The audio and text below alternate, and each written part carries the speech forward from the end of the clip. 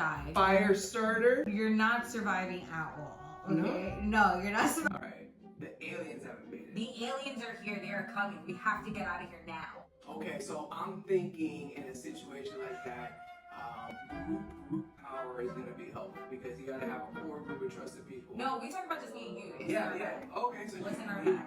Well, that's what I was gonna say. Like, I don't know if we got enough for alien invasion. We're gonna need help for something like that. So we need someone in the government. So we gotta partner with someone in the government. So I say we gotta bring our food.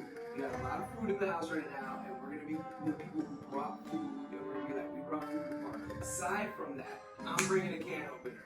They brought this up so many times in so many situations that people talk about canned food and they're like, do not forget the can opener. You're gonna die. Fire starter? You're not surviving at all. Okay? No, you're not.